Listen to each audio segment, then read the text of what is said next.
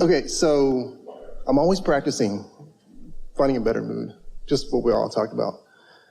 But when I think about something that's bigger, that I really want, that's big to me, for example, acting, I really want to do acting, but I've been here in LA for 15 years, small roles here and there. So whenever I think about where I want to be, I think positively about it. But there's always something in the back of my mind that says, do you know how everyone creates? We've said a lot of words here today, but I want to give you a really simple statement. Everybody's creating their own reality, but you know what the factor is in the reality that you're creating? Your expectation. What you just said to us is, I have a desire, but my expectation is not up to speed with my desire. Then that begs the next question. Well, where are you getting your expectation? Well, I'm basing it on what I've been observing. And what I'm observing isn't what I want, but I've observed it so much that it's my expectation.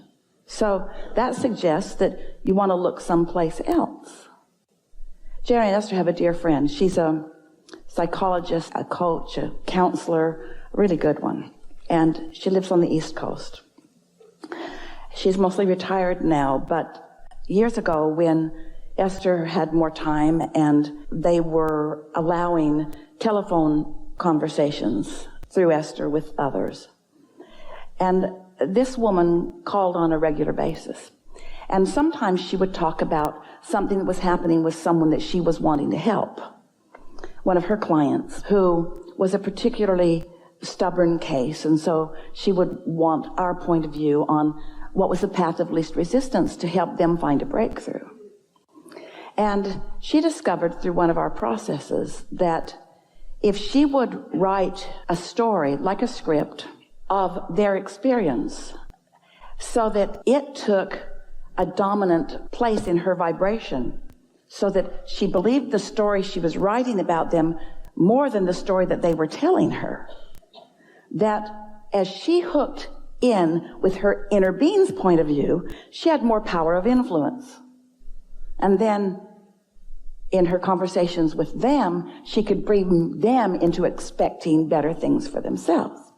So, for example, she has a son who is a magnificent cabinet maker who didn't have any business or not enough. And his cabinets were the best, and people that had them really appreciated them, but he didn't have enough business.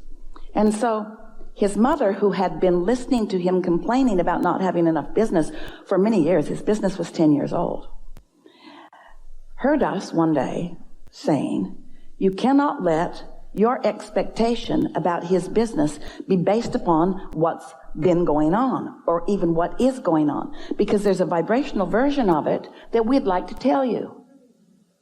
So we told her the vibrational version. We told her what he had created, that his suffering had created more business, and that his belief that there was only one of him had created more tools. And a lot of things had changed in his vibrational business that he had not let change in his physical reality.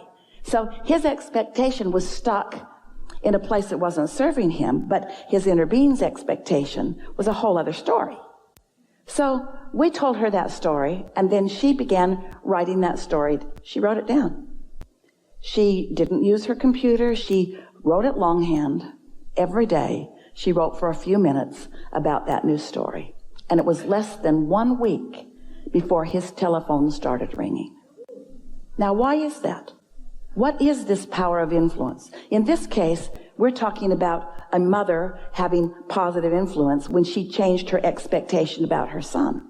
Can you imagine the power that you have when you change your expectation about yourself? Can you imagine if you could tell the story that your inner being knows until you own it, until it's your story? Your expectation is your point of attraction.